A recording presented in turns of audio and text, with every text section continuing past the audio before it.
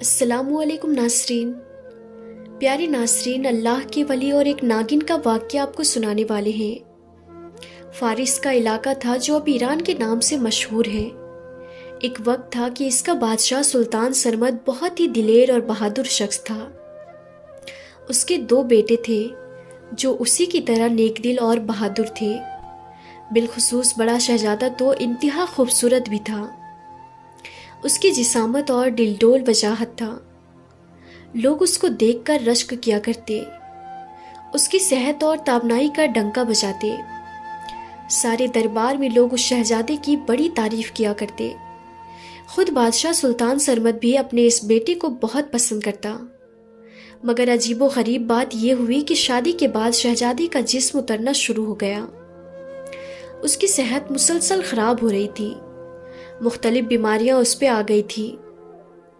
उसकी खूबसूरती और जिस्म में कशिश खत्म हो गई थी। बादशाह उसकी वजह से बहुत परेशान था। उसने अपने बेटे से बहुत उम्मीदें लगा रखी थी। उसने पूरे महल के तबीबों को इकट्ठा करके अपने बेटे की सेहत पर लगा दिया कि किसी भी तरह उसको बचा लो और उसकी बीमारी का हल ढूंढ कर बताओ। मगर तबीबों को कुछ समझ न आया कि क्यों शहजादे की सेहत रोज़ बरोज़ गिरती जा रही है।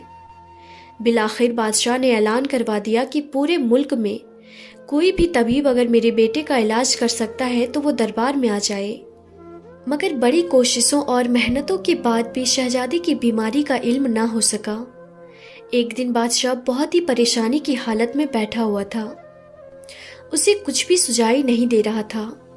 तो उसने सोचा कि मैं इसी हाल में जंगल बयाबान या सहरा की तरफ निकल जाता हूँ। हो सकता है कि अल्लाह ताला कोई सूरत निकाल दे।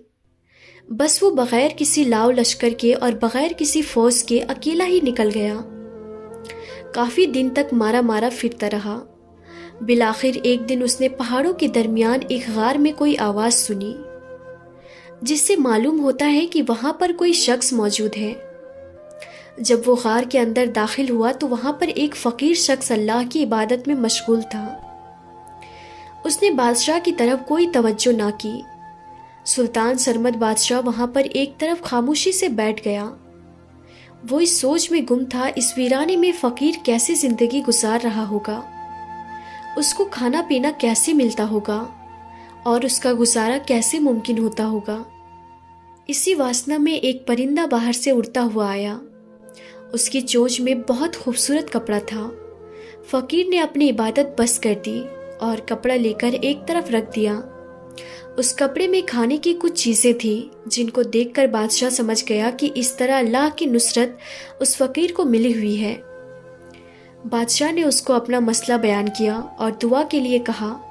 फकीर ने इस बात की इजाज़त दे दी कि शहजादे को उसके पास लाया जाए ताकि ये सूरत हाल को अच्छी तरह देख सके।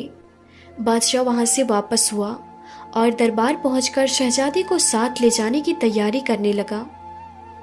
जब शहजादे को लेकर फकीर के पास गार में पहुंचा तो उस बुजुर्ग फकीर ने देखते ही कह दिया कि ये किसी बीमारी का असर नहीं बल्कि कुछ असराद हैं, यानी कोई ऐसी वजह है जो बीमारी से हटकर है।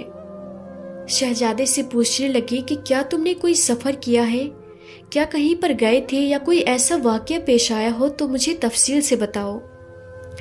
शहजादा कहने लगा, जी बुजुर्ग, मैं काफ़ी अरसा पहले एक सफ़र पर गया था।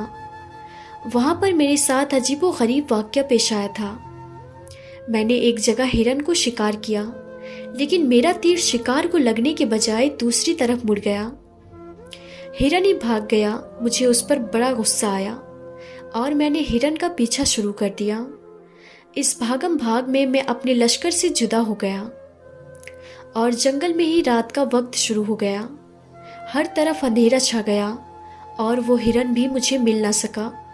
इसी दौरान मैंने सुना कि इधर उधर कहीं से रोने की आवाज़ आ रही है। ये रोने की आवाज़ बहुत दर्दनाक थी। मैं उसी तरफ चला गया और देखा कि वहाँ पर एक औरत बैठी हुई है जिसका ऊपर वाला धड़ औरतों जैसा है मगर इसका निचला जिस्म सांप के जैसा है। जब मैंने ये अजीब मंजर देखा तो उस लड़की से पूछा कि तुम्हारा ये हाल कैसे हुआ। वो बताने लगी कि दूर दराज के इलाके में अपने चाचा के साथ रहती थी। मेरे चाचा ने मेरी जायदाद पर कब्जा कर लिया। مجھے جادوگروں کے حوالے کر دیا۔ جادوگروں نے میری روح کو قید کر لیا اور میرا یہ حشر کر دیا۔ اب میں بہت مصیبت میں ہوں۔ رحم دل شہزادے نے پوچھا کہ اس سے خلاصی کیسے ہوگی اور تمہیں اس سے نجات کیسے ملے گی؟ اس لڑکی نے بتلایا کہ سامنے فلاں درخت پر ایک الو بیٹھا ہوا ہے، اسی الو میں میری روح قید ہے، اگر تم اس کو ہلاک کر دو تو میں آزاد ہو جاؤں گی۔ شہزادے نے یہ سنتے ہی الو کو ہلاک کر دیا۔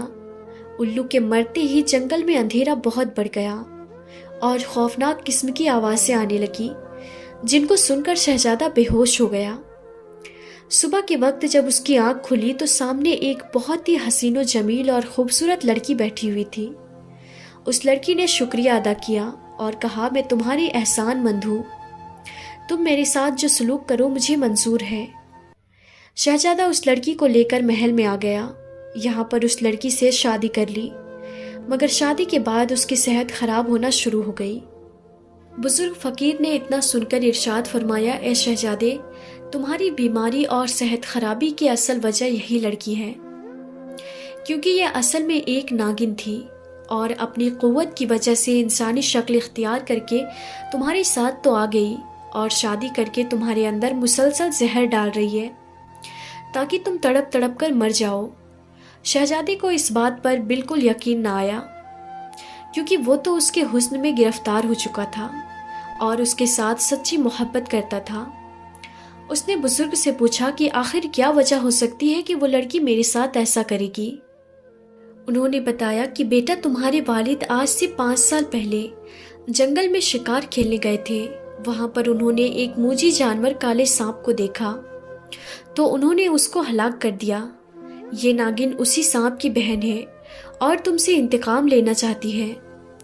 وہ چاہتی تو تمہیں ایک ہی مرتبہ ڈس کر ختم کر دیتی، مگر انتقام کی خواہش کو ٹھنڈا کرنے کے لیے وہ تمہیں تڑپا تڑپا کر مارنا چاہتی ہے۔ شہزادہ یہ سن کر بہت غصے میں آ گیا۔ اس کو یقین آ چکا تھا کہ میری بربادی اور صحت کی تباہی کی وجہ یہی شیطان ناگن ہے۔ اس نے غصے میں تلوار نکالا اور کہنے لگا، میں ابھی جا کر اس ناگن کو قتل کر دوں گا۔ مگر بزرگ فرمانے لگے کہ اب بہت دیر ہو چکی ہے، کیونکہ جیسے ہی تم میرے پاس آئے تھے وہ ناگن محل سے فرار ہو گئی، کیونکہ اس کو انجام نظر آ گیا تھا۔ اب جب تم جاؤ گے تو اس کو غائب پاؤ گے۔ شہزادہ بہت پریشان ہو گیا کہ اگر وہ بھاگ گئی ہے اور فرار ہو گئی ہے تو ہو سکتا ہے کبھی وہ دوبارہ دشمنی نکالنے کے لیے مجھے سازش کے جال میں پھنسا لے۔ اس صورتحال میں مجھے کیا کرنا چاہیے؟ بزرگ نے شہزادے کو ایک تعویذ دیا کہ اگر تم اس کو اپنے پاس رکھ لو تو وہ آج کے بعد کبھی بھی تمہارے پاس نہیں آ سکے گی اور کسی بھی طرح تمہیں نقصان نہیں پہنچا سکے گی۔